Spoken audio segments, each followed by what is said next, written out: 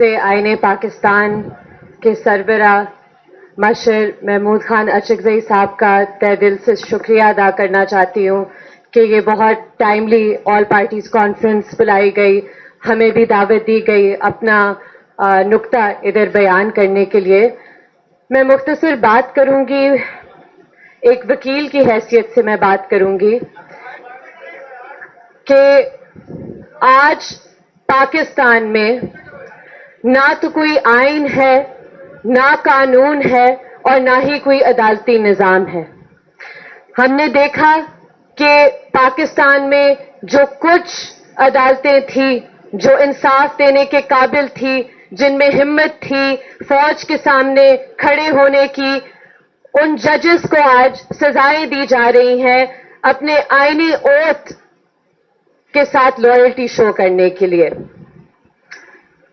एक खौफ का माहौल कायम किया गया है इस मुल्क में कि कोई बात नहीं कर सकता, कोई तनकीद नहीं कर सकता, कोई सांस नहीं ले सकता।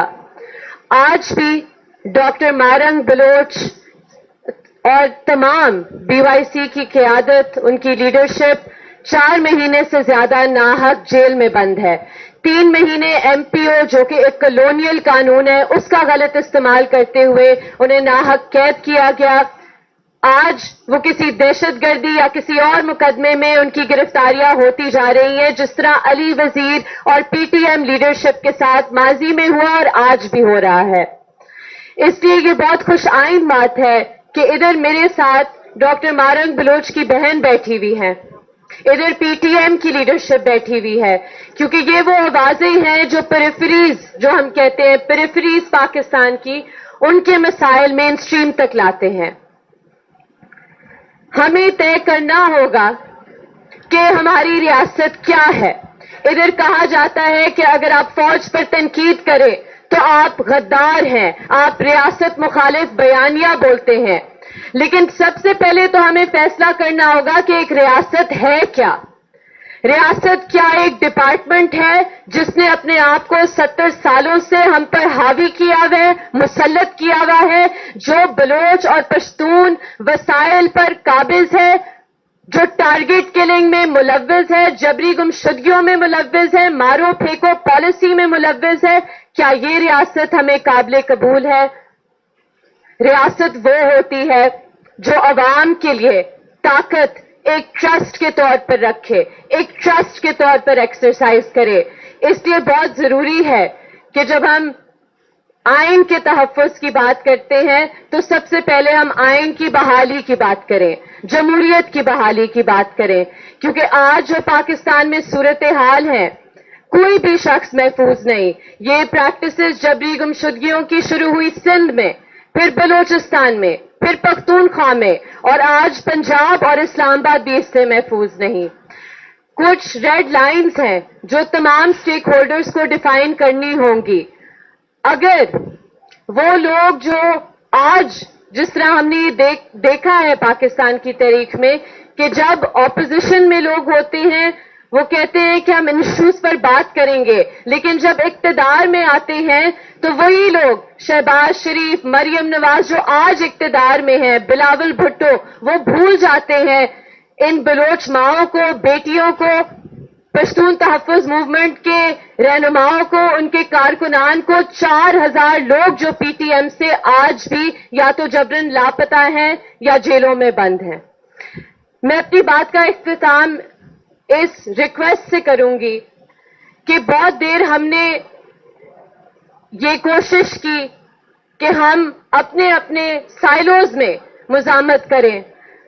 हम सबको मिलकर वकला को, बार्स को, मजलूम महकूम आवाजों को मिलकर आइन की बहाली की जद्दोजहद करनी होगी। पाकिस्तान का मुस्तकबिल नहीं बन सकता जब तक तमाम उन आवाजों को वो रिस्पेक्ट, वो रिकग्निशन और उनका मैंडेट नहीं दिया जाए। मिले वहां पर हम अपनी बात करेंगे तो ये एक पाकिस्तान के अंदर गैर मामूली तौर पर एक नई मिसाल कायम की है महमूद खान अचकज़ई साहब। पिछले कुछ अरसे से यहाँ पाकिस्तान में मामला इस तरह चल गया है कि हर शख्स چاہتا ہے کہ وہ تاریخ کا آغاز اپنی مرضی کے دن سے کرے.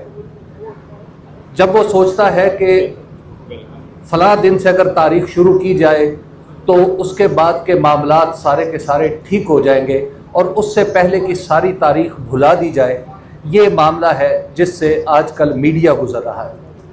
ہم سب پر یہ دباؤ ہے، ہم سب اس مصیبت کا سامنا کر رہے ہیں کہ ہم تاریخ کو وہیں سے شروع کرتے ہیں جہاں سے وہ شروع ہوئی ہے، لیکن مصیبت یہ ہے کہ ہمیں کہا جاتا ہے کہ کبھی اپریل 2022 کے بعد کی تاریخ شروع کرو یا اپریل 2022 کو تاریخ سے نکال دو. کبھی بتایا جاتا ہے کہ 9 مئی سے شروع کرو، کبھی کہا جاتا ہے 9 مئی کو نکال دو. یہ سارے معاملات جو میرے جیسے سادہ لوگ نہیں سمجھ پاتے، انہیں الٹیمیٹلی ٹی ویوں سے نکلنا پڑتا ہے. سمیع ابراہیم جیسے لوگوں کو ٹی وی سے نکلنا پڑتا ہے، کاشف عباسی اور بہت سارے لوگ، اکبر باجوہ. یہ ایک لمبی لائن ہے، لمبی قطار ہے جس میں لوگوں کو نوکریوں سے نکلوایا گیا. چلیے، ہماری نوکریوں کا اتنا بڑا پرابلم نہیں ہے، لیکن ہمیں اب آپ سے کم از کم ایک درخواست اس موقع پہ یہ ضروری معلوم ہوتی ہے کہ میں نے اس طرح کے بہت سارے اجلاس جو ماضی میں دیکھے ہیں وہ آخر کار حکومت بنانے میں کامیاب ہو جاتے ہیں. تو جو آپ لوگ آج کارروائی کر رہے ہیں، مجھے یہ لگ رہا ہے کہ کل کے حکمران آپ ہوں گے. تو جب آپ حکمران ہوں گے تو اس وقت یاد رکھیے گا کہ تاریخ پھر آپ کی حکومت کے دن سے شروع نہیں ہوگی، تاریخ آج کے دن سے شروع ہوگی. اس میں آپ سب نے جو گفتگویں کی ہیں وہ ساری ریکارڈ پہ ہیں، دنیا اس کو دیکھ رہی ہے. اور وہ گفتگویں جب آپ کو یاد دلائی جائیں، جب ہم آپ کو اپنے حقوق یاد دلائیں، لوگوں کے حقوق یاد دلائیں، جب آپ انتقام لینے لگے تو ہم آپ سے یہ توقع کریں کہ آپ انتقام نہیں لیں گے، تو اس وقت سے بھی ان ساری باتوں کو اس وقت بھی یاد رکھیے گا. بہت شکریہ آپ کا. تو آج جس طرح ہم نے دیکھا ہے پاکستان کی تاریخ میں کہ جب اپوزیشن میں لوگ ہوتے ہیں وہ کہتے ہیں کہ ہم ان ایشوز پر بات کریں گے، لیکن جب اقتدار میں آتے ہیں تو وہی لوگ، شہباز شریف، مریم نواز جو آج اقتدار میں ہیں، بلاول بھٹو، وہ بھول جاتے ہیں ان بلوچ ماؤں کو، بیٹیوں کو، پشتون تحفظ موومنٹ کے رہنماؤں کو، ان کے کارکنان کو. 4000 لوگ جو پی ٹی ایم سے آج بھی یا تو جبرن لاپتہ ہیں یا جیلوں میں بند ہیں.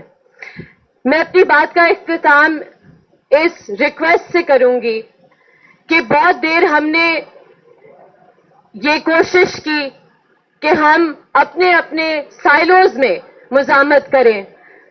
ہم سب کو مل کر وکلا کو، بارز کو، مظلوم محکوم آوازوں کو مل کر آئین کی بحالی کی جدوجہد کرنی ہوگی. پاکستان کا مستقبل نہیں بن سکتا جب تک تمام ان آوازوں کو وہ رسپیکٹ، وہ ریکگنیشن اور ان کا مینڈیٹ نہیں دیا جائے.